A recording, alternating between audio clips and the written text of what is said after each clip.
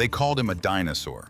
In 1971, while the rest of Granger County was lining up to sign their names on dotted lines while grown men were shaking hands with bankers and driving home in brand new trucks they didn't own yet, Harlan Colby was alone in his machine shed at 11 o'clock at night. Do I hear lying 15? on Do his I hear back in the 15? dirt, bleeding from a 25? knuckle he'd torn 25? open on a rusted bolt that hadn't 2,000. moved in 6 years.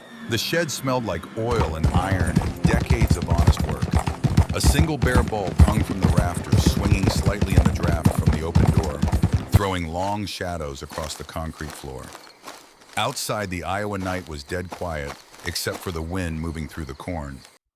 Harlan didn't mind the quiet. He'd grown up in it. He trusted it the way other men trusted the news or the price board at the co-op.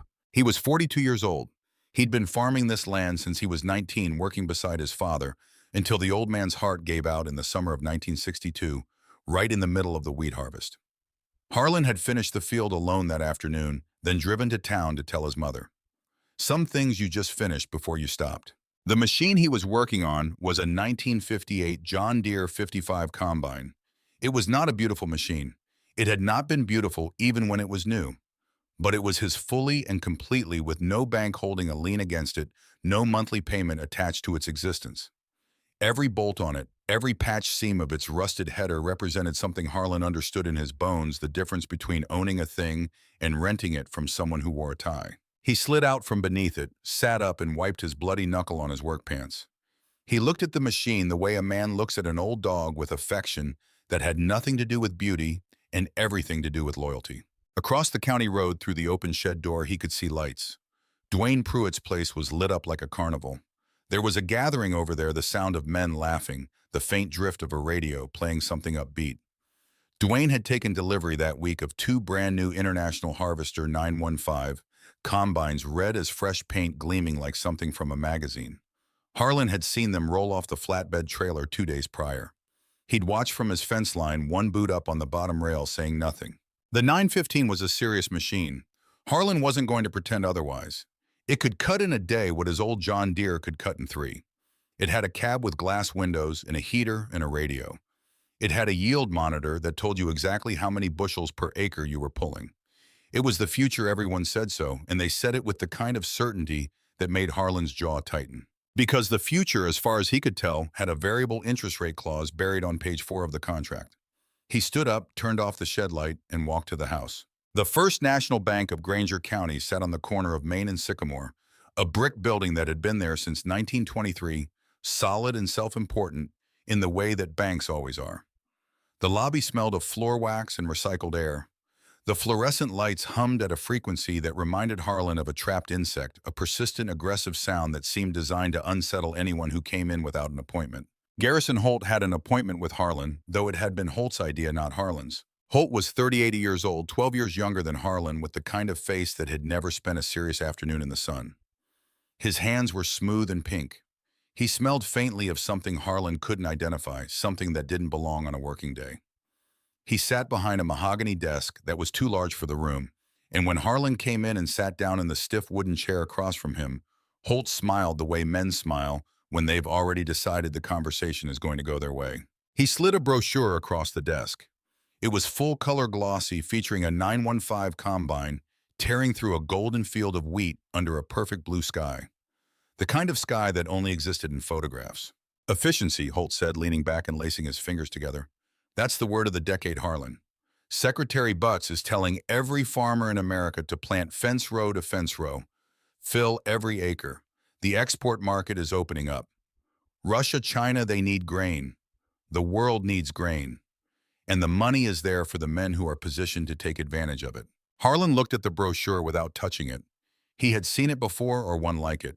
The implement dealers had been mailing them out since spring, the same golden field, the same impossible sky, the same gleaming red machine, cutting a swath through prosperity that looked permanent and inevitable and available to anyone with the courage to reach for it. You're leaving yield on the table with that old 55, Holt continued. I've run the numbers. At current commodity prices, with the right equipment, you could increase your gross by 40% in the first 2 years alone. The loan pays for itself, Harlan.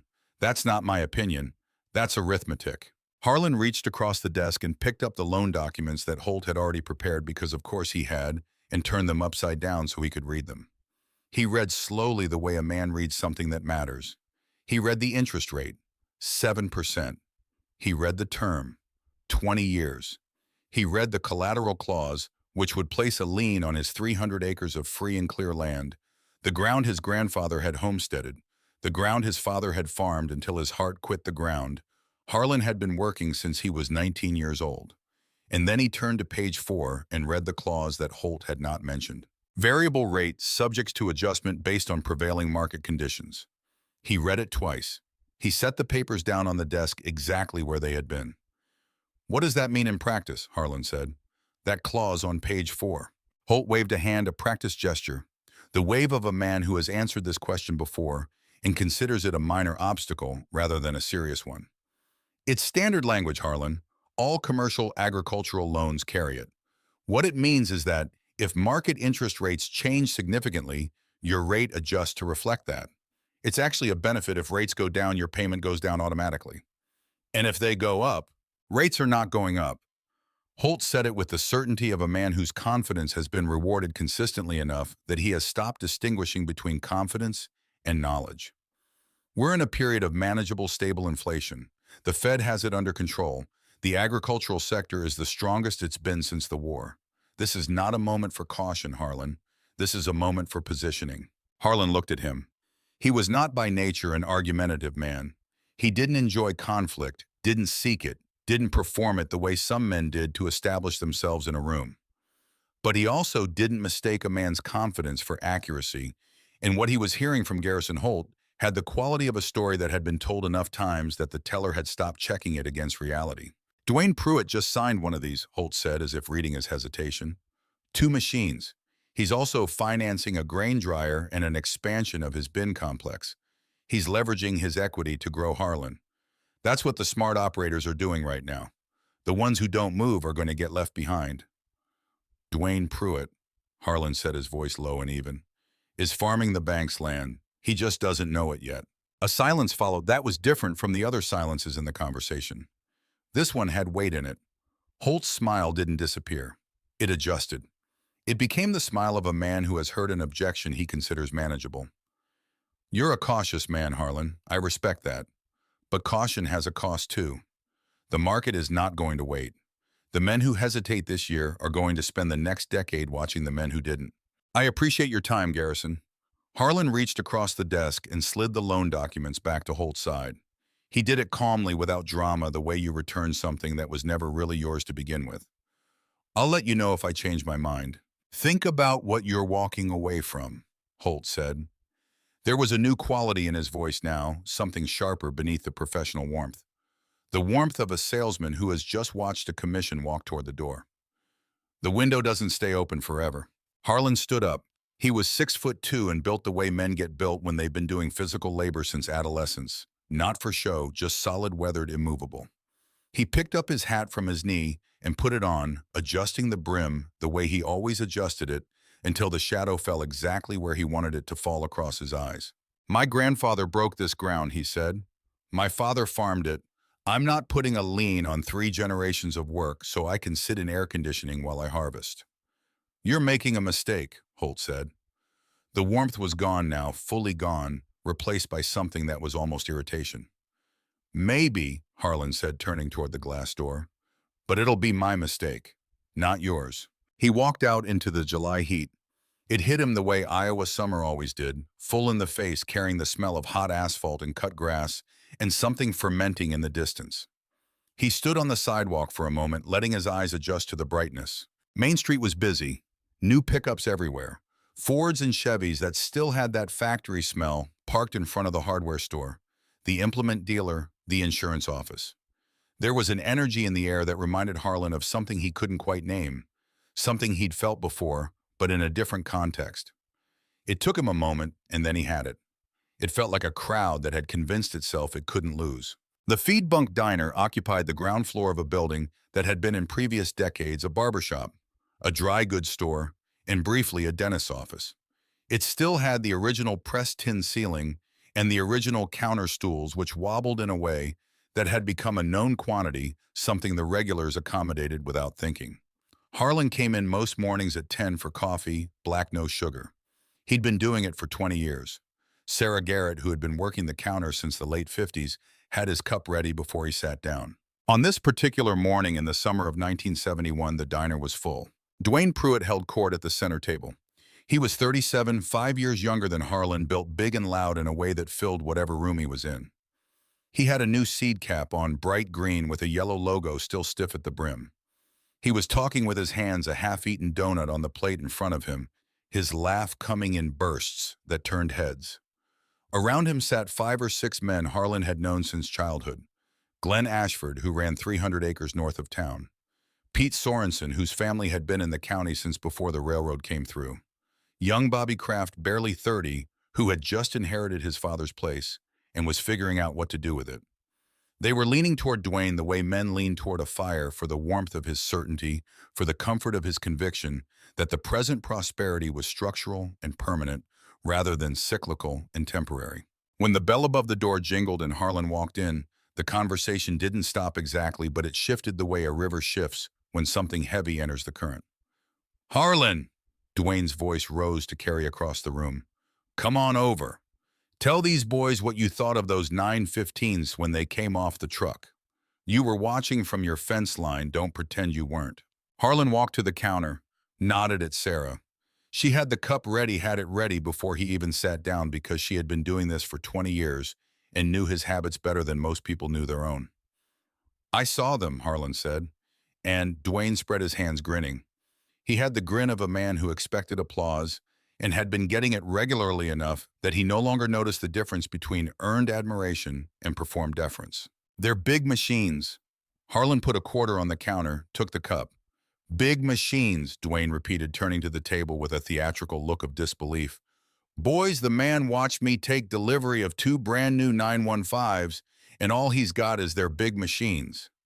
Laughter from the table, genuine from some, performed from others. Harlan couldn't always tell which. "Harlan, I heard you were at the bank this morning. Did you finally pull the trigger? Did you sign the papers?" The room got quiet in the particular way it does when everyone is pretending they're not listening. Even Sarah, wiping down the far end of the counter, slowed her movements. "I'm sticking with what I've got," Harlan said. He picked up the coffee cup. A few chuckles. Not mean exactly, more like the sound people make when they're uncomfortable and don't know what else to do with it. Young Bobby Kraft looked at his coffee. Glenn Ashford cleared his throat. "Suit yourself," Dwayne said, leaning back. His voice had changed slightly, taken on a performing quality, playing to the room now, rather than talking to Harlan directly. "But don't come crying when that old 55 throws a rod in the middle of harvest and rain is coming. You're playing with fire, Harlan. It's 1971. You can't farm like it's 1945 anymore. The world has moved on." "The world has moved on," Harlan agreed in a tone that agreed with the words without agreeing with the conclusion. He turned from the counter. He looked at Dwayne, not with anger, but with something that was harder to deflect than anger, a kind of steady, patient attention, like a man who has already done the calculation and is waiting for everyone else to catch up. "I'd rather fix a rod," Harlan said quietly, "than fix a foreclosure." The room went dead. The word landed like something dropped on a hard floor. Not just in the diner, it seemed to land in the street outside, in the county, in the whole humid and optimistic summer of 1971. Foreclosure. Nobody said that word in the feed bunk, not in that casual conversational way, not as if it belonged in the same breath as new equipment and rising prices and a market that only went one direction.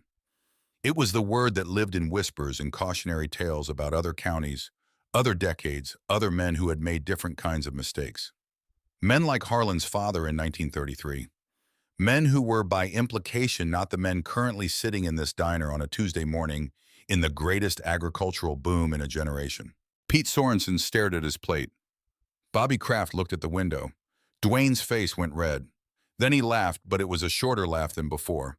A little forced at the edges, the laugh of a man who has lost control of the room and is trying to reclaim it through volume. "Ain't nobody foreclosing on success, Harlan. That's the 1930s talking. This is a different world." "I hope you're right," Harlan said. And he meant it. He picked up his coffee cup, turned, and walked out. The bell above the door jingled cheerfully behind him, indifferent to the weight of what had just been said. On the sidewalk, he stood in the heat for a moment, the coffee warming his hand through the paper cup. He wasn't angry, he wasn't satisfied either. What he felt standing there on Main Street while the trucks rolled past and the storefronts gleamed with the reflected light of a boom that felt too loud, too fast, too certain of itself, what he felt was something closer to dread.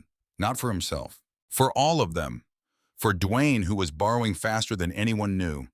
For young Bobby Kraft, who was just starting out and didn't have 30 years of his father's experience to draw on. For Pete Sorensen, who had always been careful but was starting to look around at his neighbors and wonder if caution was a virtue or just a failure of imagination.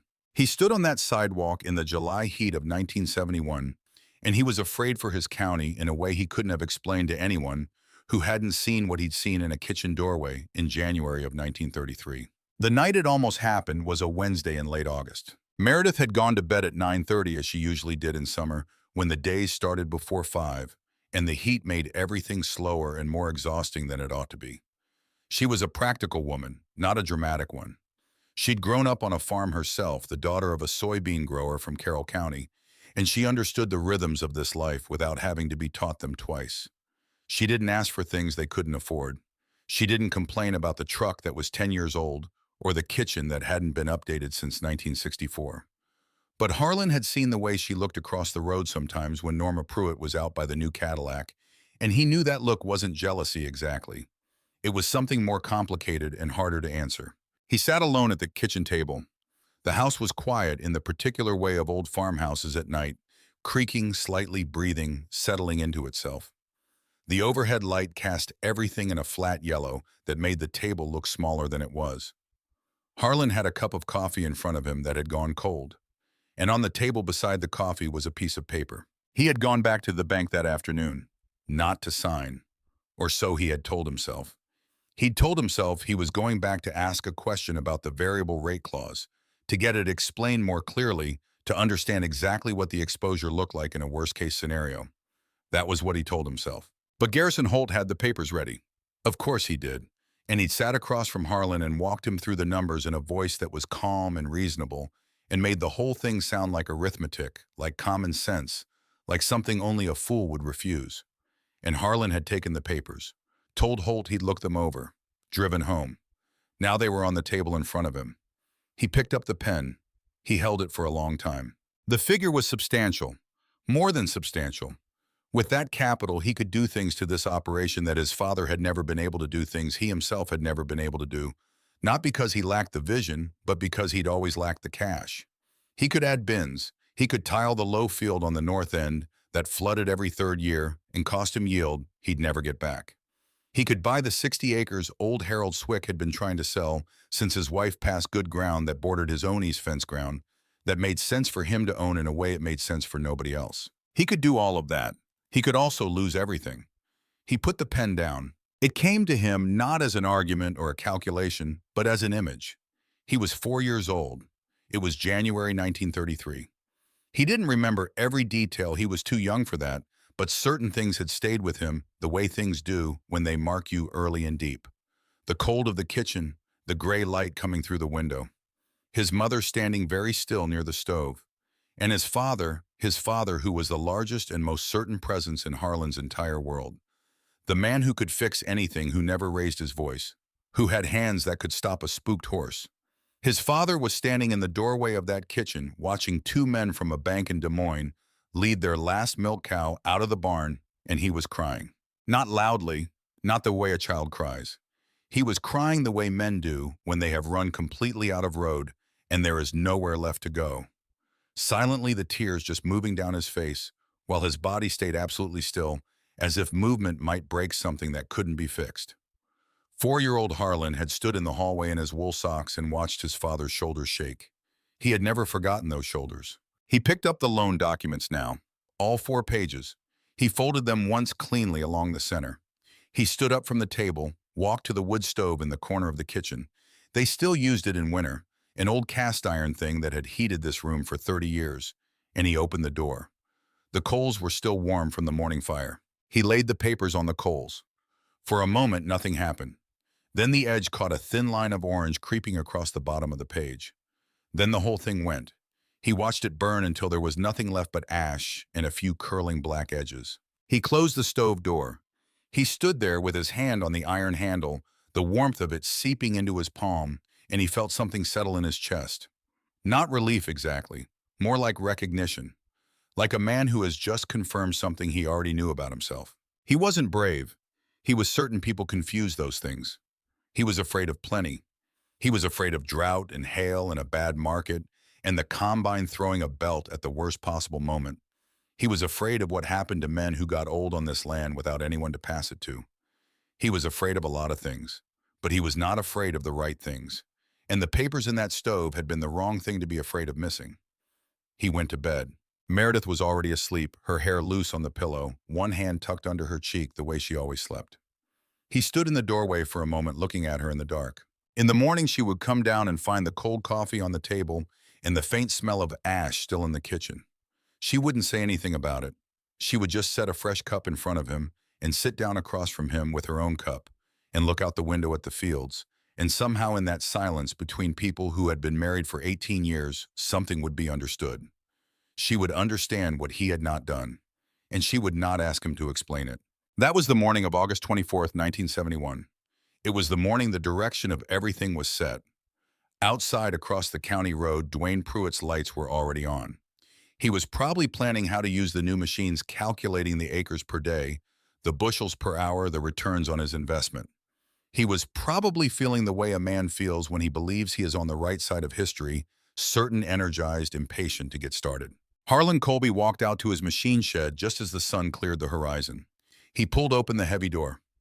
The John Deere 55 sat where it always sat, patched and worn, and wholly his patient in the morning light. He picked up his wrench. He had a header bearing to replace before the season turned. He got to work. The summer of 1972 arrived like a man who had come into money and wanted everyone to know it. The Russian wheat deal changed everything, and it changed it overnight. In the late summer of that year, the Soviet Union quietly purchased roughly a quarter of the entire American wheat crop. The largest grain transaction in history up to that point, negotiated with a speed and secrecy that left most ordinary farmers in places like Granger County, Iowa, completely flat-footed. By the time the news filtered down from the trading floors in Chicago to the feed stores and diners of the Midwest, the price of wheat had already begun its climb. $1.32 a bushel became $2. $2 became $3. By the following spring, wheat was trading near $5 a bushel, a number that would have seemed like a hallucination 12 months earlier. Corn followed. Soybeans followed. The whole commodity complex lifted as if someone had grabbed it by the collar and hauled it skyward. In Granger County, the effect was immediate and intoxicating. Men who had spent decades scraping by on margins so thin they measured their yearly profit in hundreds of dollars were suddenly looking at numbers that didn't seem real. A good corn yield on 400 acres at the new prices produced more cash flow in a single harvest than some of these farmers had seen in the previous 5 years combined. The money came fast, and it felt permanent, the way easy money always does, like it had always been there just waiting to be unlocked by the right combination of policy and luck, and the simple boldness to believe in your own future. Dwayne Pruitt was not a man who struggled with boldness. By the spring of 1973, he had added a grain dryer to his bin complex, a $40,000 machine that could take wet corn straight from the field and condition it for storage, eliminating the delays that weather could impose on harvest. He financed it. By fall of that year, he had put an offer on 60 acres of ground to his north that had come available when old Wendell Hartley moved to town to live with his daughter. He financed that too, rolling it into the existing note on the combines, one big number that Garrison Holt at First National was pleased to accommodate because land values in Granger County were up 12% that year, and the collateral just kept getting better. In the summer of 1974, Dwayne had an in-ground swimming pool installed in his backyard. Norma Pruitt bought a Cadillac DeVille cream colored with a burgundy interior and drove it to church on Sundays with the kind of deliberate casualness that wasn't casual at all. Their 2 boys got new bicycles, then new mini bikes, then a go-kart. The Pruitt place, which had always been a good farm but an ordinary one, began to acquire the look of a property that had decided it was something more than ordinary. Harlan Colby watched all of this from across the county road. He watched it from the cab of his old truck, from the seat of his tractor, from the door of his machine shed on summer evenings when the light went long and gold across the fields. He watched it the way a sober man watches a party, not with envy exactly, and not with judgment exactly, but with a particular quality of attention that comes from being the only person in the room who is counting the drinks. His own summers during these years were not glamorous. In August of 1973, he spent 3 days lying on a creeper dolly beneath the John Deere 55, replacing a cracked head gasket in heat that turned his shed into something close to an oven. The sweat ran into his eyes constantly. His back ached from the position. A part he needed had to be sourced from a dealer in Cedar Falls because nobody local stocked components for a machine that old anymore, and the wait cost him 4 days he couldn't entirely afford to lose. He fixed it. He always fixed it. In the fall of 1974, Meredith drove into Granger to do the weekly grocery run and came home quieter than usual. She made dinner without saying much, and afterward, when they were sitting at the table with their coffee, she told him what was in her mind. She'd seen Norma Pruitt at the grocery store. Norma had been wearing a new coat cashmere probably, or something that looked like it. She'd been friendly the way Norma always was, warm and easy and genuine. She'd mentioned that the whole family was flying to Florida in December, a vacation the boys wanted to go to Disney World. She'd asked if Harlan and Meredith had any travel plans. Meredith had said they were staying home. She told Harlan this without complaint in her voice. She was not a woman who complained, but she was a woman who was honest, and there was something in her eyes that Harlan recognized as the particular tiredness that comes not from work, but from wondering. "The roof on the spare bedroom is leaking again," she said. "I put a bucket under it." "I'll patch it Sunday," Harlan said. Harlan. She nodded. She looked at her coffee cup. "Are we right about this?" she asked, not confrontationally, genuinely. The question of a person who trusts the direction they're going but needs occasionally to hear that there is still a direction. "Everyone is moving, Harlan. Even the Maises put on a new edition. Are we just being stubborn?" Harlan was quiet for a moment. He looked out the window at the dark fields. The Pruitt place was lit up across the road, the outdoor lights reflecting off the surface of the pool, a blue rectangle shimmering in the Iowa night. "Dwayne's not moving," he said finally. "Dwayne's being moved. There's a difference." Meredith looked at him steadily. "He borrowed to buy the combines," Harlan said. "Then he borrowed against the combines and the land to buy the Hartley acres. Then he borrowed against the grain in the bin to finance the dryer. Every time the collateral went up, he borrowed more against it. He's not building anything, Meredith. He's building the appearance of building something. The actual ownership runs straight to the bank." She was quiet for a while. The clock on the kitchen wall ticked. Outside, a dog barked somewhere down the road and then went quiet. "And if the prices hold," she said, "if the prices hold forever," Harlan said, "then I was wrong, and I'll live with that." He patched the roof on Sunday. He ordered new shoes for the kids from the catalog. He deposited the harvest check in the savings account at First National, an account that was quietly, steadily growing in a way nobody in Granger County was paying attention to because it wasn't the kind of growth that made noise. The fall of 1976 arrived wet. Rains began in the second week of October and did not stop.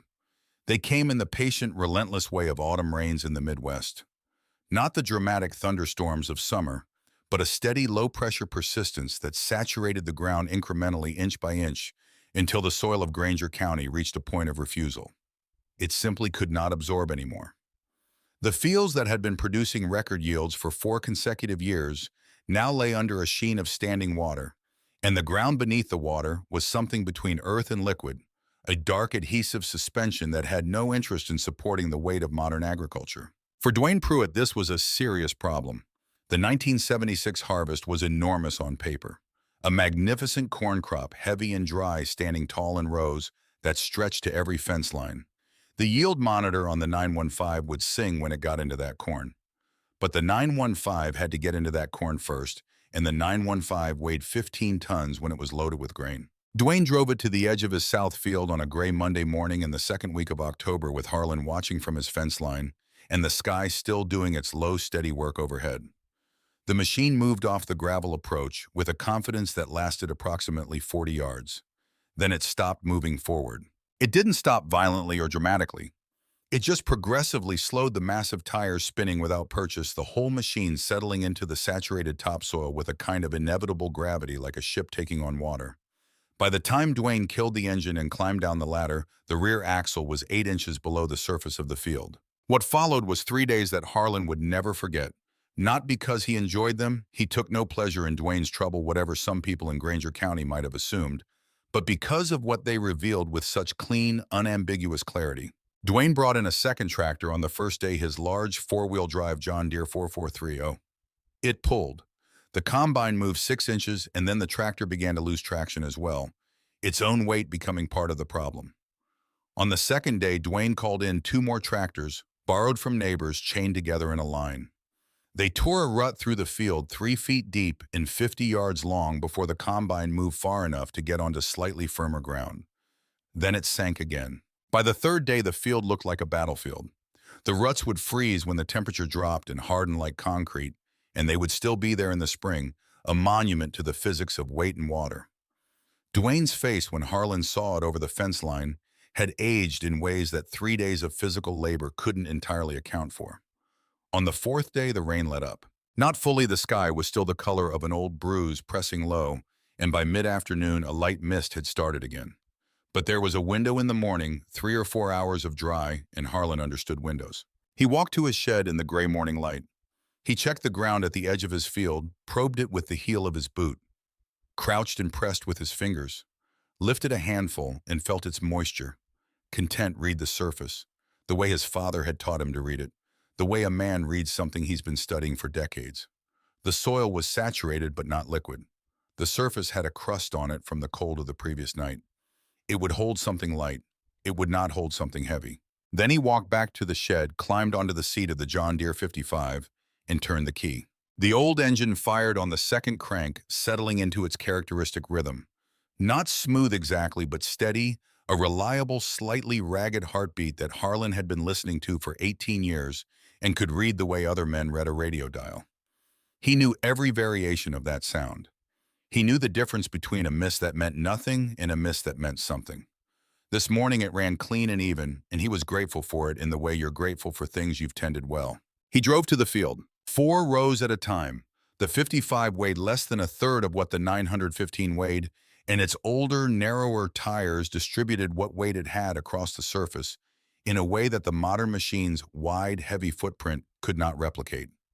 It wasn't fast. It was not remotely fast. A man could walk alongside it at a brisk pace and almost keep up. Every pass took concentration. Every turn at the end of a row required care too sharp, and the outside tire would break through the crust and sink too wide, and you'd lose time you didn't have. Every low spot demanded a judgment call about whether to push through or angle away. Harlan made those calls by instinct, by feel, by the accumulated knowledge of a man who had been reading this particular piece of ground for 2 decades. But the corn was moving. It was going into the hopper, golden and dry and worth real money, and the machine was staying on top of the ground. Across the fence line, Dwayne Pruitt's field lay torn and silent. The ruts his machines had made 3 feet deep in places. The topsoil, shoved aside and piled in ridges, were beginning to freeze at the edges. The damage was real and lasting. Come spring, those ruts would need to be worked out before a planter could run through them, and working them out would mean compacting the soil in ways that would cost yield for years. Dwayne stood at his fence line for most of that first afternoon watching. He stood the way men stand when they're processing something that conflicts with a significant portion of their self-image. Very still, very quiet. The internal work showing only in small ways, a jaw muscle, a slight shift of weight from one foot to the other. He had a cup of coffee that he'd brought out from the house, and he held it in both hands and let it go cold without drinking it. Harlan didn't look at him. He kept his eyes on the header and the row ahead the same way he always did. He wasn't performing. He was working. But he was aware of Dwayne standing there, the way you're aware of whether something present at the edge of your attention that you don't need to look at directly to understand. Late in the afternoon, when the light was going gray and the mist had returned, and Harlan was making his second-to-last pass of the day, he pulled to the end of the row nearest the fence line and stopped the machine for a moment to check the hopper level. He climbed the ladder to look in, and from that height, he could see Dwayne clearly still standing at the fence, the cold cup still in his hands, watching Harlan's field, with an expression that was not envy, and not anger, and not defeat exactly, but something that contained all three, and was harder to name than any of them. It was the expression of a man who has believed completely in something for 5 years, and has spent the last 4 days watching the belief disassemble itself piece by piece. Harlan climbed back down. He started the machine. He finished the row. That year, Harlan got every acre of his corn out before the first hard freeze. Every bushel. He took the profit to First National and deposited it in his savings account. He asked Garrison Holt to show him the current interest rate on the account. Holt showed him. It was respectable. Dwayne Pruitt left 30% of his corn crop in the field. By the time the ground froze hard enough to support the 915, the corn had taken moisture damage, and most of it was either unsalvageable or worth significantly less than it would have been. He called it a write-off at the diner the following week, his voice carrying its usual bravado, though Harlan noticed that the laughter in the room was slightly less immediate than it used to be, as if it needed a moment to remember its cue. What Harlan also noticed, because he noticed things other people didn't always think to notice, was that Garrison Holt wasn't at the diner that week. Holt had been a regular coffee and a cinnamon roll Tuesday and Thursday mornings 8 o'clock. He wasn't there. And the second week he wasn't there either. The interest rate on Harlan's savings account, meanwhile, had just ticked up to 9%. The autumn of 1978 arrived with the particular quality of a season that doesn't know it's the last ordinary one for a long time. Harlan drove to the county fairgrounds on a Saturday morning in late September. Not for the fair that had been in August, but for the fall swap meet, a gathering of farmers and dealers and junk traders that spread across the infield parking lot in a cheerful, disorganized sprawl of truck tailgates and card tables and things that might still have some use in them. Harlan came most years looking for specific things, a particular type of bearing, a hydraulic fitting that was no longer in regular production, the kind of components that kept old machines running and that the dealers had stopped stocking because the dealers had decided the old machines should no longer exist. He found the bearing he needed at the third table. He paid $4 for it and put it in his jacket pocket and kept walking. He found Clifton Mays at a folding table near the east fence. Clifton was 44 years old, a quiet man who had farmed the same ground his family had broken in 1891, 600 acres of some of the best corn ground in Granger County. He was not like Dwayne Pruitt. He didn't perform, he didn't hold court, he didn't buy Cadillacs. He was the kind of farmer who showed up for his neighbors when they needed him, who maintained his equipment carefully, who voted in every election, and went to church without making noise about it. A decent man in the old sense of the word. The kind of man you didn't worry about because he seemed too steady to need worrying about. He was standing behind a folding table with items laid out on it. A pocket knife with a stag handle, a brass compass that had belonged to his uncle, a pair of binoculars, good ones Zeiss, the kind a man saved up to buy. And in the center of the table, a silver pocket watch on a fob chain engraved on the case. The initials WAM for William Arthur Mays Clifton's father, who had died in 1969. Harlan stopped. He looked at the table. He looked at Clifton. Clifton's face was the careful blank of a man who has prepared himself for this specific moment, but is finding it harder than preparation had suggested. Their eyes met. Clifton said before Harlan could speak, "Don't say it, Harlan." Harlan looked at the watch. He picked it up.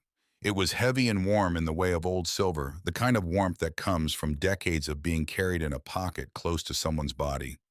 The engraving was clean, the winding stem moved smoothly. It was a beautiful thing. "What are you asking for it?" Harlan said. Clifton told him a number. It was too low. It was the number of a man who needed to move something rather than the number of a man who wanted to. Harlan set the watch down. He reached into his wallet.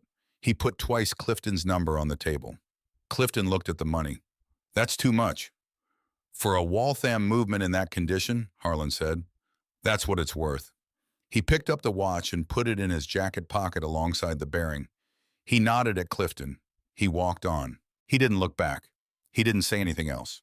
There was nothing else to say that wouldn't diminish something. Clifton needed to sell the watch without it being called what it was, and Harlan needed to buy it without it being called charity. And the only way to accomplish both of those things simultaneously was to talk about the movement and the condition and the fair market value and then walk away.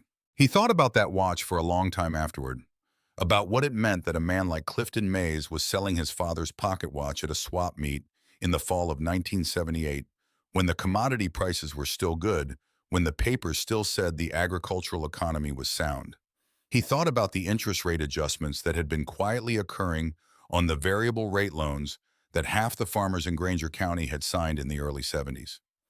He thought about the way compound interest works, the way it builds so slowly at first that men don't feel it, and then all at once the weight of it's simply too great to carry. He thought about those things, and he didn't sleep well that night. The radio on Harlan's kitchen counter was an old Zenith, its plastic cabinet yellowed with age, its dial marked with frequencies that corresponded to stations, some of which no longer existed. He kept it tuned to WHO out of Des Moines, which carried farm news in the mornings and national news in the afternoons. On an October evening in 1979, he was sitting at the kitchen table eating supper when the broadcast shifted tone in the way that broadcasts do when something significant has occurred. Paul Volcker, the new chairman of the Federal Reserve, had announced a fundamental change in monetary policy. He was going to break the back of inflation. He was going to restrict the money supply, allow interest rates to rise to wherever the market pushed them, and hold that position until the inflationary spiral that had been running through the American economy for most of the decade was dead. Harlan set his fork down. Meredith looked up from her plate. "The bill is coming due," Harlan said.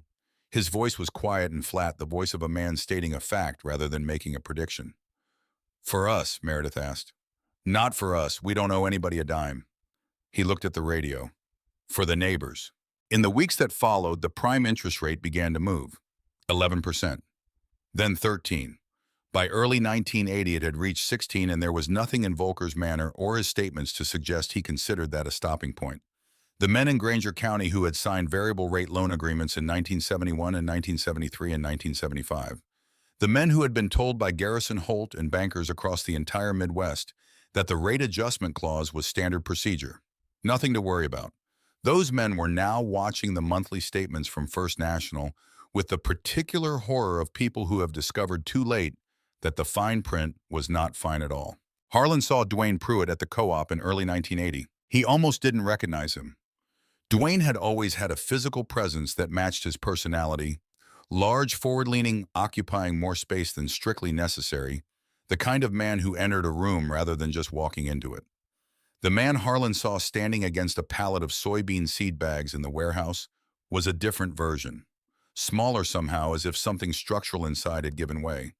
The forward lean was gone. His shoulders, which had always been pulled back in a way that was just short of swagger, were rounded now, turned slightly inward. The color was wrong in his face, puffy and dull, in a way that had nothing to do with weather or physical labor. His eyes had the rimmed, raw look of a man who hadn't been sleeping and had been compensating for that in ways that didn't help. He was holding a piece of paper, a bank statement or a letter folded and refolded until the creases were soft as cloth. His hands were not quite steady. Harlan walked over and set down the bag of seed corn he was carrying. He didn't say anything immediately. He just stood there for a moment, the way you stand near someone who is clearly carrying something heavy and might need a moment before they can accept any help. "Afternoon, Dwayne." Dwayne flinched slightly as if the greeting had come from an unexpected direction. "Harlan." He straightened, and the old instinct to perform, to project, flickered for a moment, and then didn't quite catch, like a lighter that sparks but won't hold flame. "Didn't see you there." They stood together for a moment in the dust-filtered light of the warehouse, the smell of seed treatment and fertilizer around them, the sound of a forklift working somewhere in the back. Dwayne looked at the floor. Then he looked at Harlan and did something that Harlan understood cost him considerably more than most of the things Dwayne Pruitt had done in the past decade, which had included signing notes for 6 figures and shaking hands with bankers who called him visionary. He asked a real question. "You read the papers?" Dwayne said, his voice dropped low so the other men at the far end of the warehouse wouldn't hear. "You think this rate situation is temporary? Holt says it's a correction, says it'll come back down by fall." He paused. "He's been saying that since last summer." His breath in the close air of the warehouse carried the suggestion of something that didn't belong on a weekday morning. Harlan noticed it and said nothing about it. "It's not a correction," Harlan said. He kept his voice even, without edge, without any of the satisfaction that might have been available to him in that moment and that he had no interest in claiming. "Volcker means what he's saying. He's committed to it. He's going to hold the line until inflation breaks, and inflation doesn't break fast. That could take years, Dwayne." Dwayne's face went a specific shade that Harlan associated with the moment a man understands that the thing he was hoping wasn't true is true. He had seen that shade before on his father's face in 1933, on other men's faces in other hard seasons. It was the color of hope leaving. "Years," Dwayne said softly. The words sat in the air between them. Then something shifted, the old survival mechanism, the pride that had carried him through 30 years of farming and 5 years of expansion and the first terrible months of the rate increases. His chin came up slightly. His shoulders moved back toward their old position. I just need to expand. More acres, more volume. If I'm producing more, I can carry the payments even at these rates. That's the answer. I'll rent the Kimball place to the east. Harlan looked at him carefully. He said what he said next as gently as he knew how to say it, because he wasn't interested in being right in front of Dwayne's face. He was interested in whether there was still time for Dwayne to stop. You can't outrun compound interest, Dwayne, he said. It doesn't get tired. It doesn't take a day off for harvest or bad weather or grain prices. It just keeps adding. Every single day, whether you're in the field or not, whether the market is up or not, whether you're sleeping or not. You do the work and you get tired. The interest doesn't. Dwayne stared at him for a long moment. Something complex moved through his face. Part recognition, part refusal, something that was very close to terror and was wearing anger as a coat, because terror was something a man of his stature could not publicly afford. You've always been small-time, Harlan, he said at last. The voice had hardened again, the old armor clanging back into place. You talk about compound interest like you've discovered something. You don't understand operating at scale, you never have. He folded the paper in his hand. He straightened fully. I'll be fine. I just need to produce my way out of it. He turned and walked toward the far end of the warehouse, and Harlan watched him go, and he felt not vindicated but sad, the specific clean sadness of watching a man walk away from the last clear decision point before a long, irreversible piece of road. The weeks that followed were the weeks in which Harlan began to understand the full shape of what was coming, not just for the Pruitt farm but for the county as a whole. He began to see it in small things. The hardware store on Main Street, which had always had a full parking lot on Saturday mornings, started showing gaps. The implement dealer stopped putting new equipment on the lot and started offering extended service agreements on existing machines, which was the dealer's way of saying that sales had dried up. The Thursday afternoon auction at the livestock barn started running shorter, fewer animals coming through, which meant farmers were selling stock they couldn't afford to winter. And at the bank, Garrison Holt was no longer appearing at the diner on Tuesday and Thursday mornings. Harlan went to First National one afternoon in the spring of 1980 to deposit a check from a small hay sale. The lobby was different than it had been even a year ago, quieter, the tellers keeping their eyes down a couple of offices that had previously been open and busy, now closed. He deposited his check at the counter and was about to leave when he heard Holt's voice from the direction of the manager's office. Not the words, but the tone of it, and the tone was wrong in a way that made Harlan stop. The door was ajar. He didn't go in.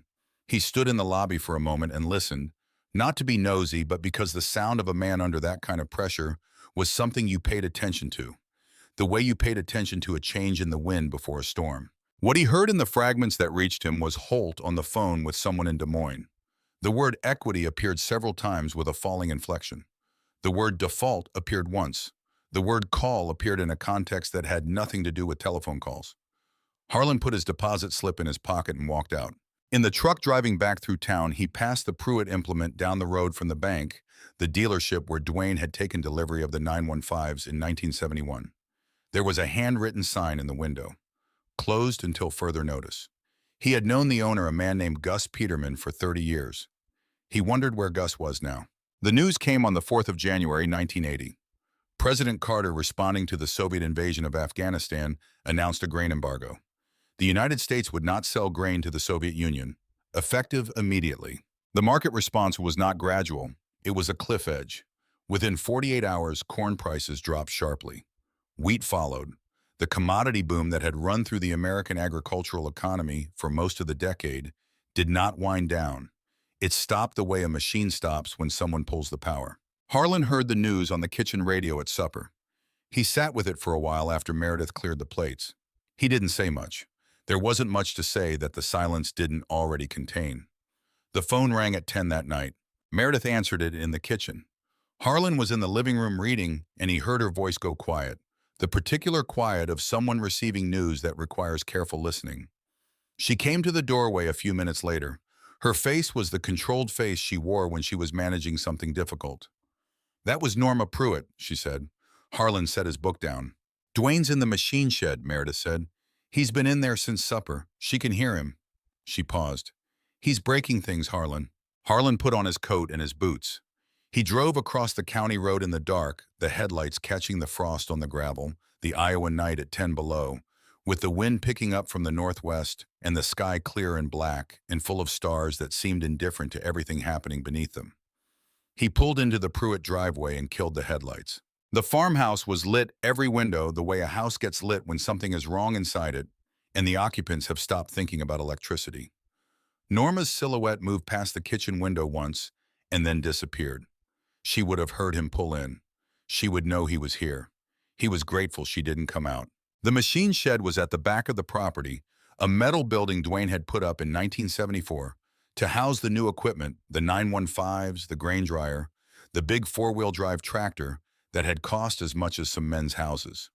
There was a line of light along the bottom edge of the closed sliding door, and sound not constant but periodic with silences in between that were almost worse than the sound itself.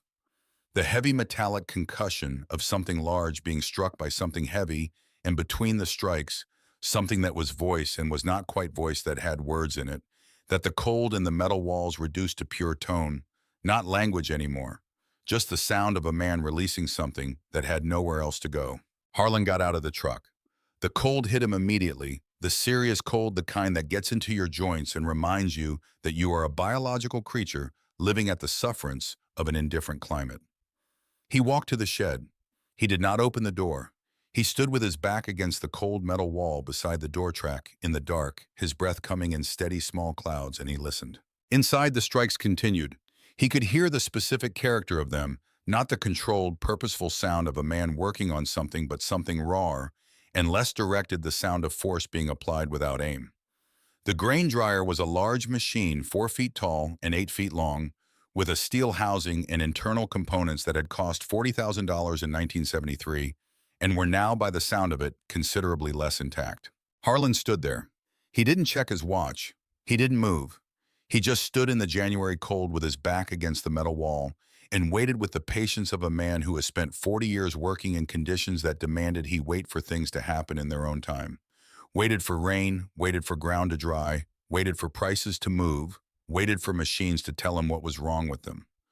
Waiting was not nothing. Waiting done right was a form of attention. The strikes began to slow. There were longer pauses between them, then a final strike harder than the others, and then silence, and then just the sound of breathing, ragged, effortful breathing that came through the metal wall as clearly as if the wall weren't there. The door slid open. Dwayne stepped out into the January night. He was a large man, Dwayne Pruitt always had been, but he looked diminished now in a way that had nothing to do with physical size. His right hand was wrapped in something that had been a rag and was now soaked through, dark and wet in the yard light.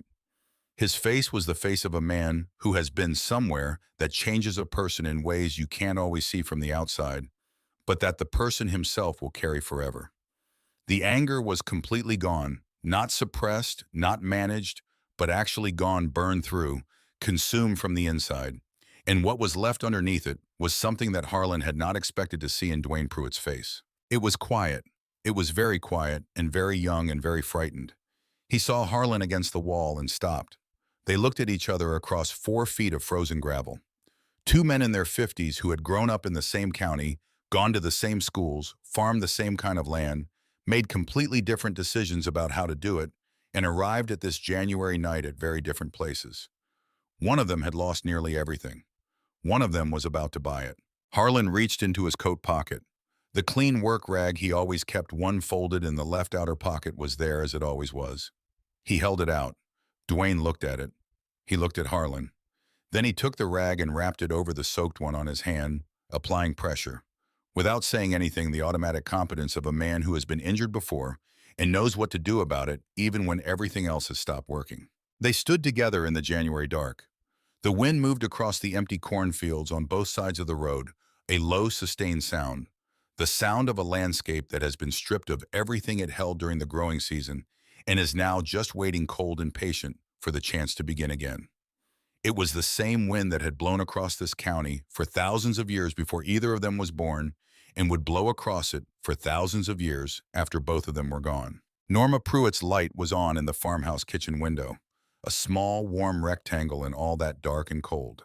Harlan didn't say anything. He had not come to say anything. He had not come to offer a solution or an explanation or a lesson. The time for all of those things, if it had ever existed, was not now. He had come because a man he had known for 30 years was in trouble, and because he understood that trouble of this kind, the kind that reaches all the way down to what a man believes about himself and his place in the world, doesn't ask to be fixed. It asks to be witnessed. And sometimes being present in the dark, just standing there, just breathing the same cold air is the only thing that can be offered, and it is not nothing. After a long while, long enough for both of them to get genuinely cold, long enough for the last heat of the shed to leave Dwayne's coat and for the night to make itself fully felt, Dwayne spoke. His voice was barely voice at all. It was what was left after everything else had been used up. "What do I do, Harlan?" Harlan looked out at the fields, at the dark, at the distance that the fields created, reaching away to the fence lines and beyond them to other fields, and beyond those to the horizon, the whole flat, extraordinary expanse of Iowa in winter, all of it lying under the same cold sky, all of it waiting for spring, the way it always waited, without urgency, without doubt, with the absolute patience of something that has been doing this for longer than anyone alive can remember. "Right now," he said, "go inside, let Norma look at your hand. That's what you do right now." Dwayne stood there another moment. Then he nodded once slowly, the nod of a man who has received a simple instruction and is grateful for its simplicity. He turned. He walked toward the house. Harlan watched until the kitchen door opened and closed, and the light shifted slightly behind the curtains. Norma's shadow moving in the warm rectangle of the window, moving toward her husband, toward the man she had married toward, whatever came next for both of them. Then Harlan walked back to his truck. He drove home across the county road. He sat in the truck in his own driveway for a few minutes before going in, looking at the dark fields all around him, the ground his grandfather had broken, the shed that held the old machine that had stayed on top of the mud when the new one couldn't, and beyond the fence line, the Pruitt farm, where a light still burned in the kitchen, and a man was learning what it felt like to have reached the end of the road he'd chosen. He thought about Clifton Mays' father's watch warm in his jacket pocket at the swap meet. He thought about the sound of a sledgehammer striking steel in a cold machine shed at 10 o'clock at night. He thought about his own father standing in a kitchen doorway in January 1933, silent and still while the last of what he'd built walked away across the frozen yard.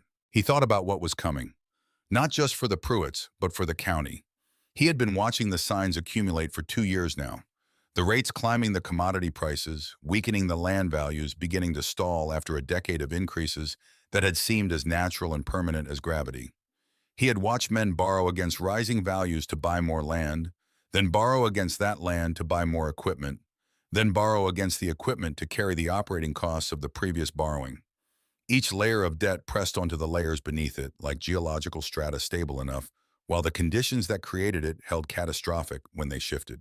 The conditions were shifting because what had happened tonight at the Pruitt machine shed was not the end of something.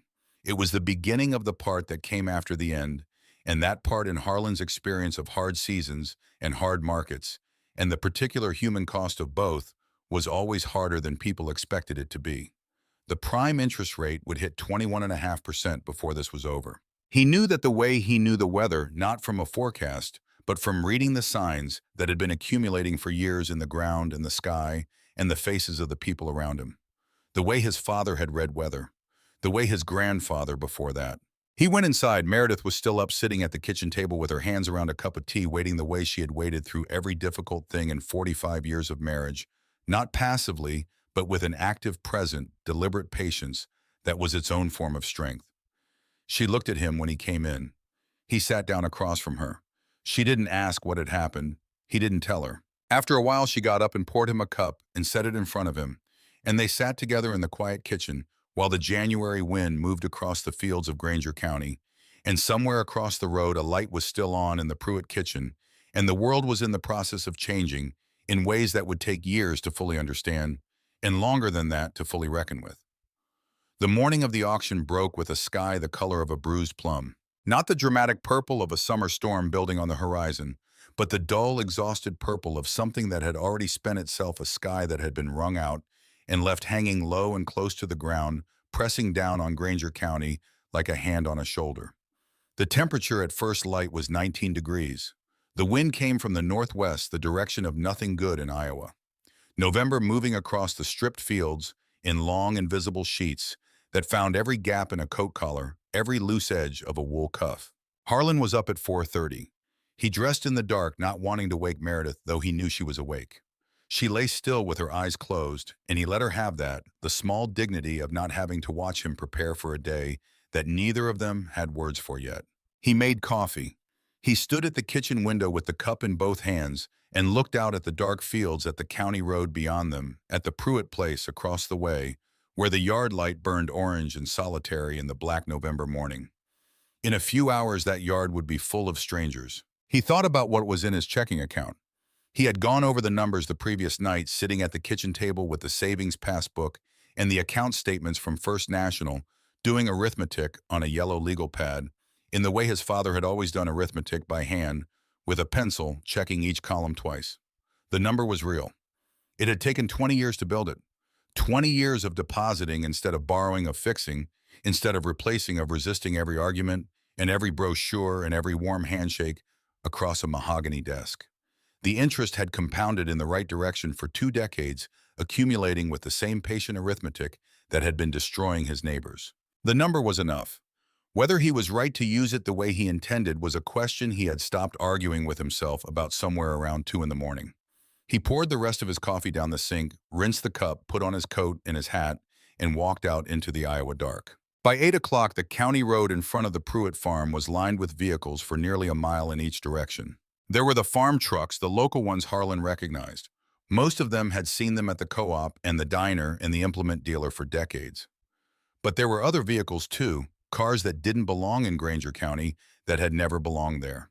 Black Lincoln Continentals, a dark Buick Riviera with Illinois plates, 2 men in a late-model Cadillac with New York plates who sat inside with the engine running and the heat on, occasionally stepping out to look at the equipment and then getting back in as if the cold were a personal inconvenience rather than a condition of the place. Harlan parked his truck at the far end of the lane. He walked up the gravel driveway, his boots loud in the silence. The silence was the first thing that struck him. An auction in better times was a social occasion. Men who hadn't seen each other since harvest, catching up the buzz of conversation, the performance of Colonel Tatum, working the crowd with his practice banner. Today, the crowd moved quietly, gathered in small groups with lowered voices, the way people gather outside a church before a funeral. The equipment was arranged on the front lawn and along the side of the machine shed in rows that Colonel Tatum's crew had organized the previous afternoon. Harlan walked the rows slowly, hands in his coat pockets, not because he was interested in bidding on the equipment, but because he wanted to understand the full weight of what was here. The International Harvester 915 was at the head of the first row, positioned closest to the auctioneer's platform, as if it were the main attraction, which in a sense it was. Its red paint had faded and scratched over 5 years of field work, the grain head showing the dents and wear of a machine that had been used hard. It looked different from the way it had looked rolling off the flatbed in the summer of 1971, when it had gleamed like a promise. Now it looked like what it had become, a very expensive piece of equipment that belonged to a bank in Des Moines. Dwayne Pruitt was standing near the barn. He stood alone, slightly apart from the crowd, his hands pushed deep in the pockets of his work coat, his shoulders drawn in against the cold. He was looking at the ground. He was not greeting anyone, not speaking to anyone, not performing any version of himself for any audience. He was simply present the way a man is present at something he cannot avoid but cannot fully bear. Either standing very still and looking at the ground, as if the answers to all of it might be written there somewhere, if he stared long enough. Harlan walked past him at a distance of 20 feet. He didn't call out to him, didn't wave, didn't alter his course. He simply registered that Dwayne was there and let that be enough for the moment. Colonel Tatum climbed onto the back of the flatbed trailer that served as his platform. He was 63 years old, had been calling auctions in this county since 1951, and had the kind of face that was built for the work. Broad, expressive, capable of conveying enthusiasm with a raised eyebrow and gravity with a slight lowering of the chin. Today his face was doing something different. He adjusted his microphone, looked out at the crowd, and for a moment said nothing. Then he said simply and without preamble, "All right, folks, let's get this done. Terms are cash or approved check, no credit." The words fell into the silence and settled there. No credit. They started with the small items: toolboxes, wrenches, a portable welder, an air compressor, a set of socket drives still in the original case. Men Harlan had known for 30 years bent over card tables picking through the accumulated tools of another man's working life, bidding $5 here, $8 there. There was something diminishing about watching it that Harlan couldn't quite push away. These were not bad men. They were practical men doing a practical thing in hard times. But the practical thing in aggregate had the quality of scavenging, and that quality sat uneasily in the cold November air. The machinery took 2 hours. The 915 went for $5,200 to a liquidator from the Quad Cities who wore a tan trench coat and smoked throughout the proceedings with the self-possession of a man who considered himself a professional at this particular kind of occasion. The grain dryer went for $11,000, a fraction of what Dwayne had paid for it in 1973. The four-wheel drive tractor went for $8,000, a grain wagon, a field cultivator, a set of planter units. Each number was called out by Colonel Tatum and received by the crowd in near silence.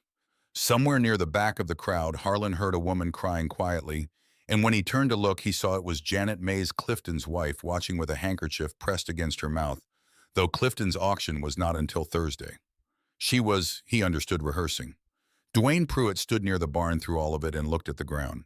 When the 915 sold for $5,200, Harlan saw Dwayne close his eyes. The machine had cost $34,000 in 1971. Dwayne kept his eyes closed for perhaps 10 seconds, then opened them again and returned to his study of the gravel at his feet. There was a dignity in that, Harlan thought, a specific hard-won dignity that Dwayne Pruitt had never had to practice in the years when things were easy and that he had apparently found somewhere in the wreckage of the last year. At noon, Colonel Tatum called a 15-minute break.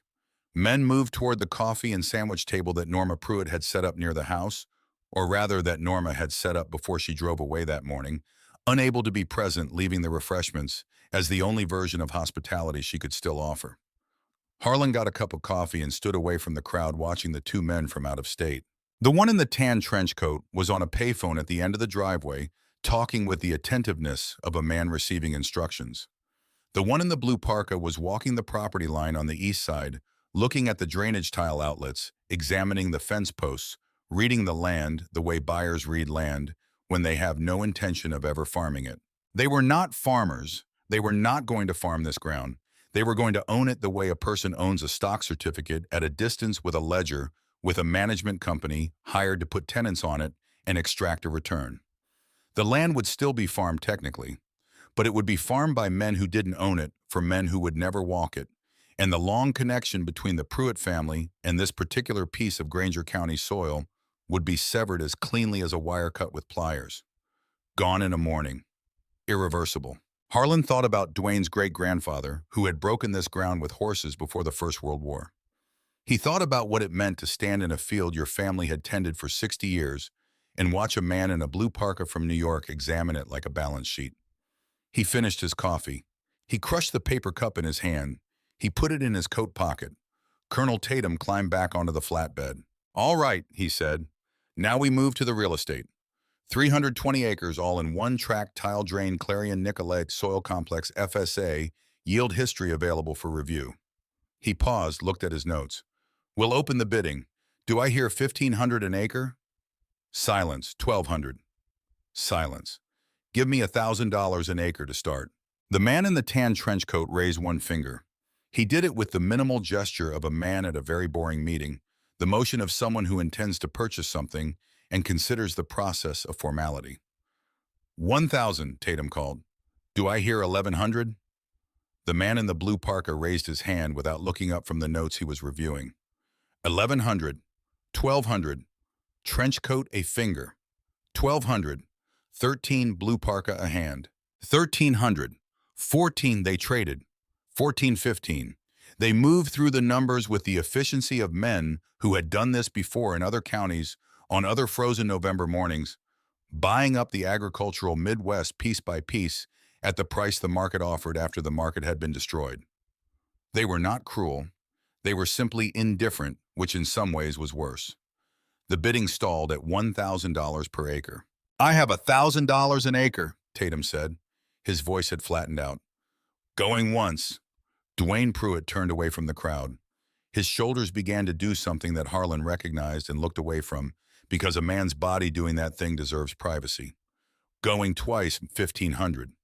The voice came from the east edge of the crowd, low and clear, carrying across the cold air with the kind of quiet authority that doesn't require volume. The crowd turned. Colonel Tatum turned.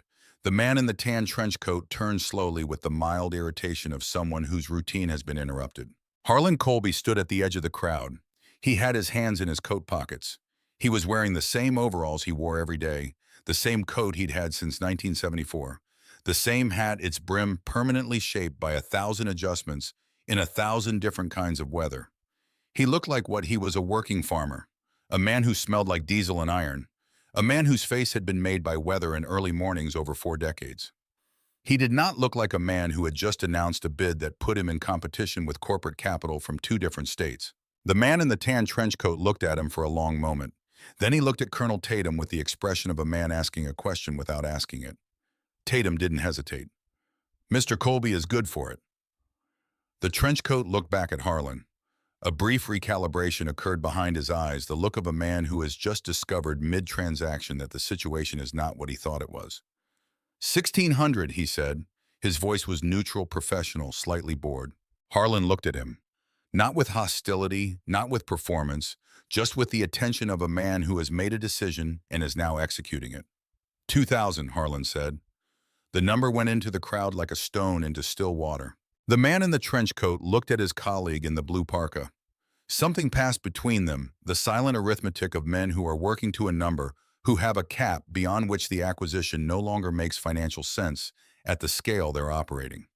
They had come to Granger County to buy distressed agricultural land at distressed prices. They had not come to pay a premium. Premium was not the arrangement. The man in the trench coat had bought 6 other farms in 3 other counties this year at prices that made sense. This one was supposed to be the same. He turned back to Harlan.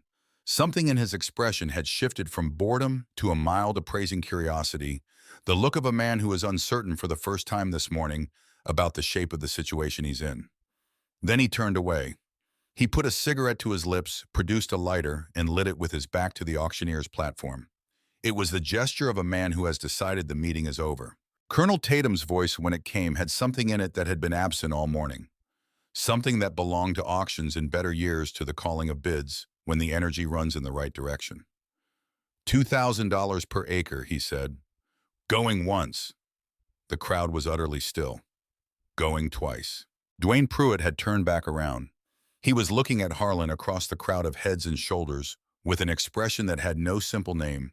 Not gratitude, not relief, not bewilderment, exactly though it contained elements of all three. It was the expression of a man seeing something that doesn't fit inside any category he has previously established for the person he's looking at. The gavel came down. The sound of it, wood on wood, Colonel Tatum's old hickory handle against the podium, was startlingly loud in the silence. It rang out across the frozen lawn and the bare fields beyond and the November sky above.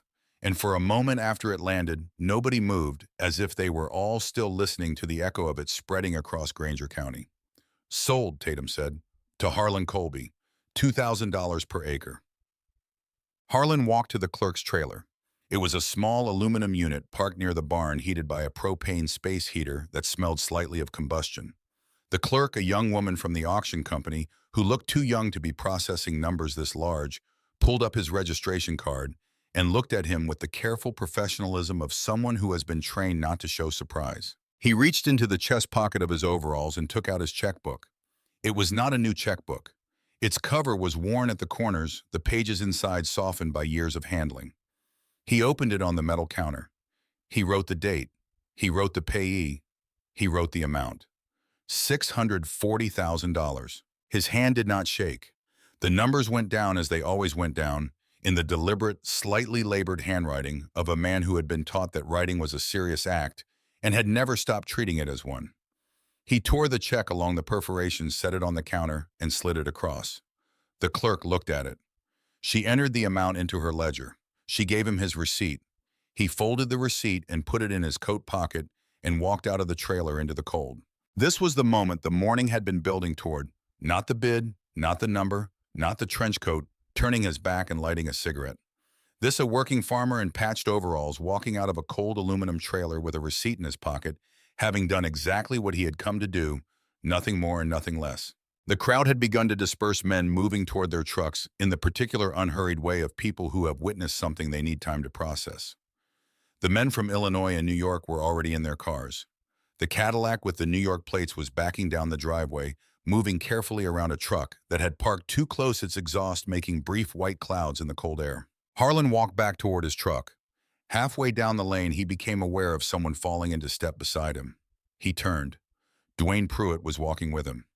He was looking straight ahead, not at Harlan, his hands in his coat pockets, his breath making small, steady clouds in the cold air.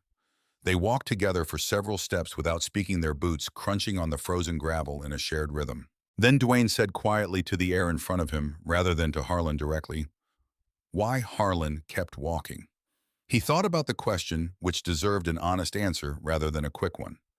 Because if I didn't, he said, that man in the trench coat was going to own the ground your great-grandfather broke. And he was never going to walk it. Not once.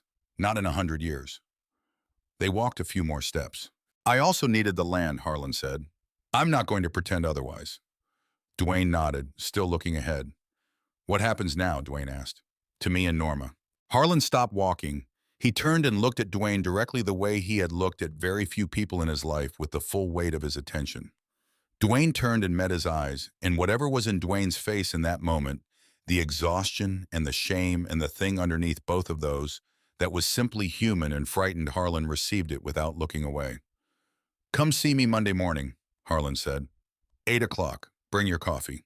He walked to his truck. He got in. He started the engine on the first turn of the key, as it always did, this old machine that he had kept running by understanding it, intending it, and refusing to replace it before he needed to.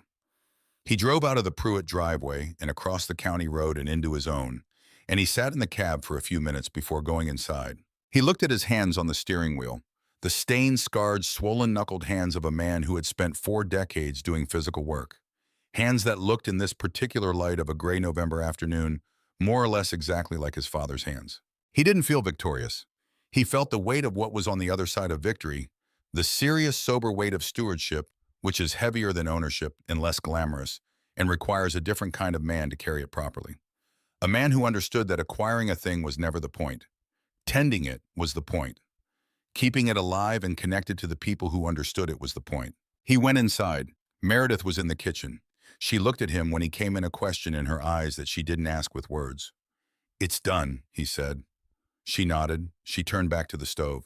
He sat down at the kitchen table, and after a moment she brought 2 cups and sat across from him, and they looked out the window together at the fields in the gray late afternoon light, at all of it, the old ground and the new ground, the land his family had always held, and the land he had just bought, lying out there together in the November cold, waiting. The spring and summer and fall of 1982 were a different kind of hard. Not the acute emergency hard of the auction season, but the slower, grinding hard of rebuilding, of bringing neglected land back, of repairing fences that had been deferred for years, of managing an operation that had grown from 300 to nearly 3,000 acres in the space of 18 months without the infrastructure to support it.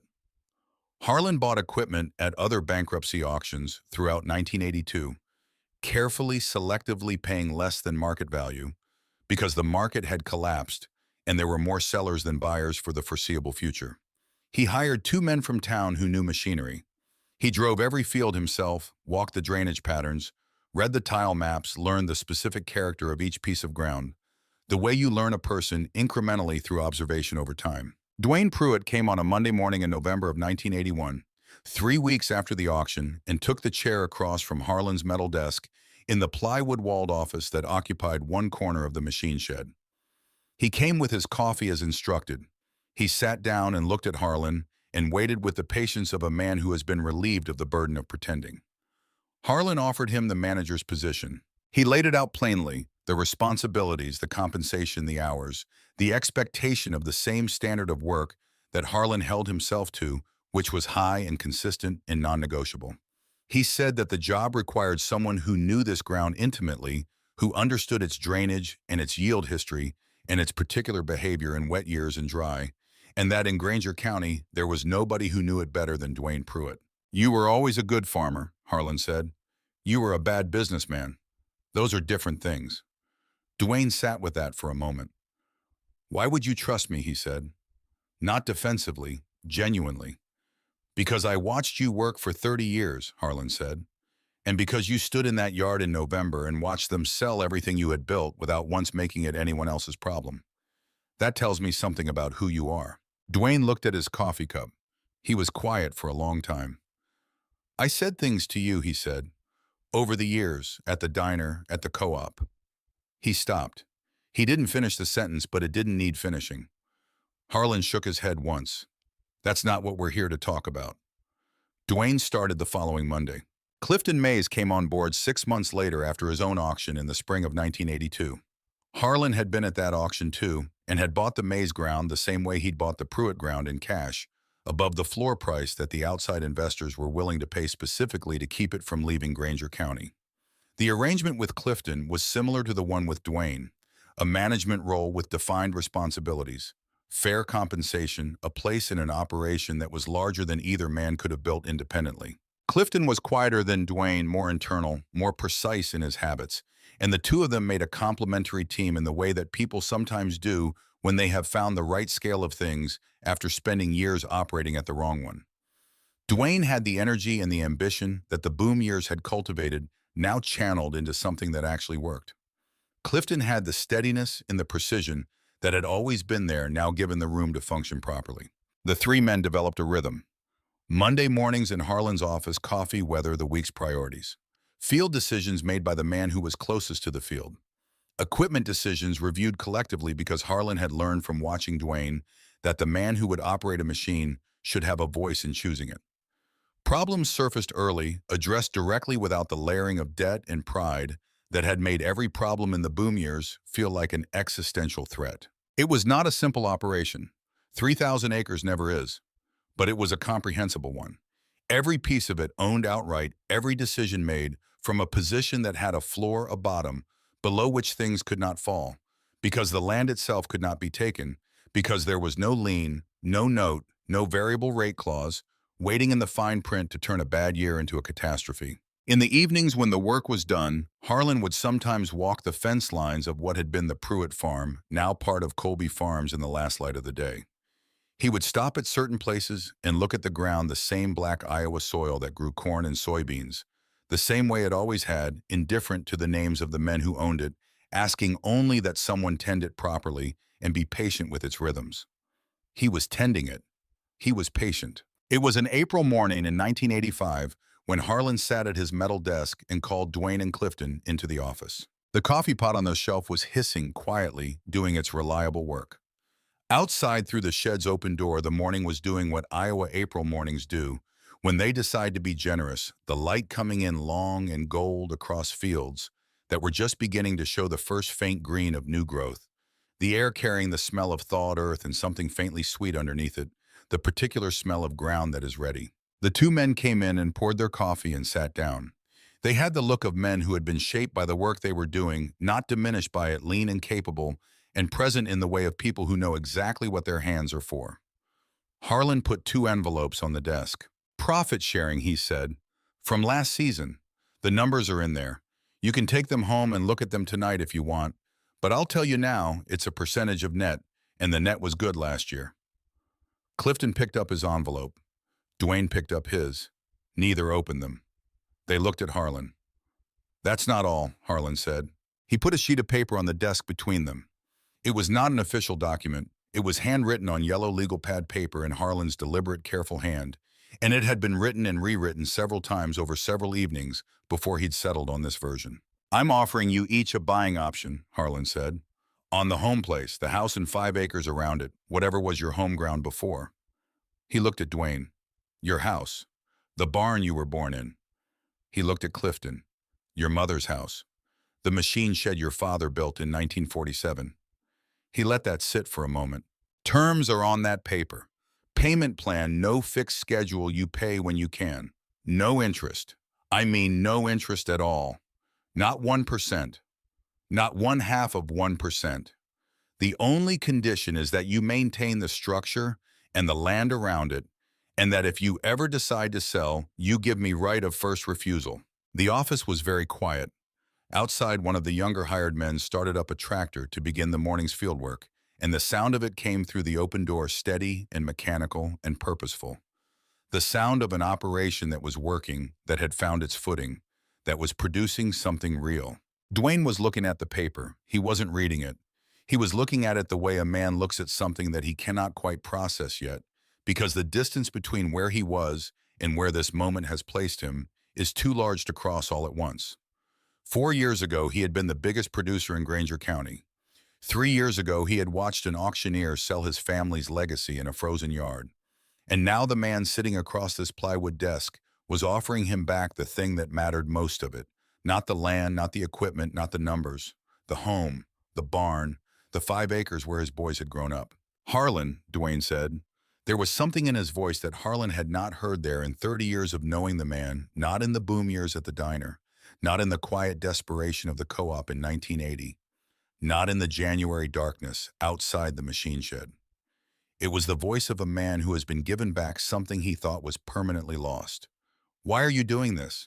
Harlan looked at the map on the wall, the county map with the red pins in it, 300 acres of his own family's ground at the center, and around it, spreading outward in every direction, the ground he had bought at the bottom of the worst agricultural crisis since the Great Depression. He thought about what it had taken to get here. His grandfather's labor, his father's memory, 20 years of compound interest running in the right direction while everyone else's ran the other way. Other men's loss, which he had not caused, but had been positioned to absorb. "Because I didn't build this to keep it all for myself," he said. "I built it because I saw what was coming, and I had the sense to step out of the road. That's not virtue, that's just paying attention." He looked at both of them. The land is worth more with men on it who know it, men who have a stake in it, men whose grandchildren might farm it someday. That's not generosity, that's just good land management. Dwayne laughed. It was a real laugh, full and genuine, coming up from somewhere that had been closed off for a long time. And it was completely different from the laugh he had used at the diner in 1971. Not a performance, not a bid for the room's attention. Just the sound of a man who has found something true in a situation that is also improbably funny. Clifton folded the paper carefully and put it in his shirt pocket. He looked at Harlan with the steady, level gaze of a man who deals in facts and has just received one that he intends to honor. "We'll make it work," he said. It was not an emotional statement. It was a commitment, which from Clifton Mays was the same thing and always had been. Harlan nodded. He stood up. They walked out of the office together into the April morning, the three of them, into that gold light and that smell of ready earth. The fields of Colby Farms stretched away in every direction from the machine shed, reaching to fence lines that touched other fence lines. The whole of it connected now in a way it hadn't been before. The hard years, the ground running together under the same management tended by men who understood it, at the level that only comes from having worked it yourself, having walked it in every season, having read its wet spots and its high ground, and its particular responses to particular weather. The tractors were already moving in the far fields, trailing thin lines of tire tracks across the dark soil. Meredith came out of the house with a cup of coffee in each hand, one for herself and one for Harlan, and she crossed the yard and stood beside him, and he took the cup from her without looking, because they had been doing that for 32 years, and there was no need to look. She stood next to him and looked at the fields the way she always had, not with the wondering or the doubt of the early years, not with the weariness of the years in between, but with the quiet knowledge of a woman who had stood in the same place long enough to see things come full circle. Dwayne and Clifton drifted toward their respective trucks toward the morning's work, and Harlan and Meredith stood at the door of the machine shed and watched the light move across the fields of Granger County, and neither of them said anything, because there was nothing to say that the morning didn't already contain. Harlan Colby died on a September morning in 1998 at the age of 69 in the same farmhouse where he had sat at the kitchen table in August of 1971 and burned a loan document in the wood stove. He died as he had lived, without debt, without ceremony, and on his own land. Meredith was with him. She had been with him for 45 years through the lean seasons and the hard ones, and the few seasons that were neither, and she was with him at the end, the way she had always been present, practical, asking nothing more of the moment than the moment contained. The estate was valued at just over $20 million. But the number was not the story. The story was 5 families in Granger County, Iowa, who were still farming in 1998, still farming on ground that bore their own names on the deed because a man with a checkbook and 20 years of patience had stood up at an auction on a frozen November morning and outbid the people who would have turned their ancestral ground into a line item on a portfolio statement. Dwayne Pruitt made his last payment on the house in 1991. He drove to the Granger County Savings Bank.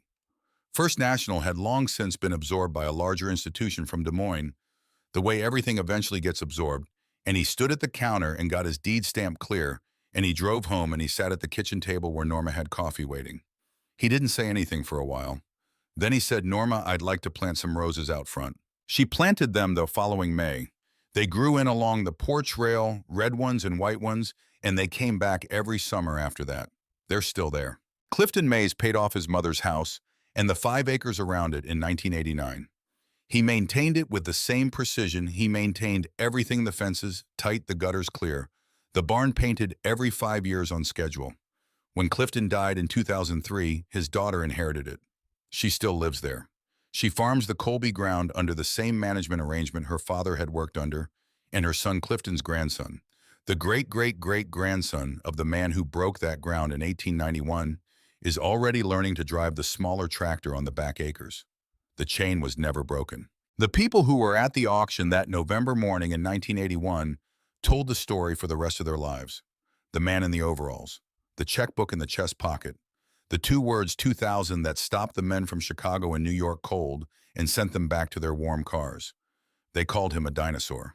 They called him old-fashioned, backwards, small-time a man who didn't understand the modern world and its instruments and its arrangements. They said it in the diner and at the co-op and across the counter at the bank, and they said it with the certainty of people who believed they were on the right side of history. History had a different opinion. Harlan Colby was not smarter than everyone around him. He was not braver or better or more virtuous. He was a man who had been marked at the age of 4 by the sight of his father crying in a doorway, and who had carried that image for 65 years without ever putting it down, and who had let it guide every major decision he made in the half-century that followed. He remembered what it cost when the bill came due. And because he remembered, he never signed what he didn't have to sign. He never borrowed what he didn't need to borrow. He fixed what could be fixed and waited while others spent and watched while others borrowed and deposited while others withdrew.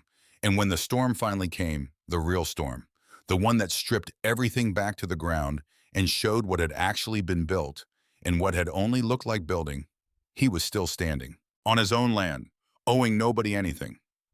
That's not a fairy tale. That's not luck. That's not the story of a man who was smarter than everyone else, or luckier than everyone else, or born into better circumstances than everyone else. That's what it looks like when a man spends 30 years being afraid of exactly the right things and has the discipline to stay afraid of them when everyone around him has forgotten that fear can be wisdom. When the money is easy and the market is rising, and the banker across the mahogany desk is sliding a glossy brochure toward you and calling you by your first name. Your father probably knew a man like Harlan Colby. Quiet, drove the same truck for 20 years, kept the same equipment running long past the point where people stopped understanding why. Never talked about what he had, only about what he owed nobody. The neighbors called him behind the times.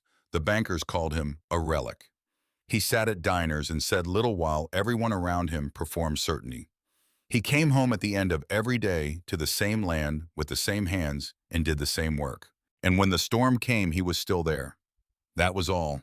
That was everything.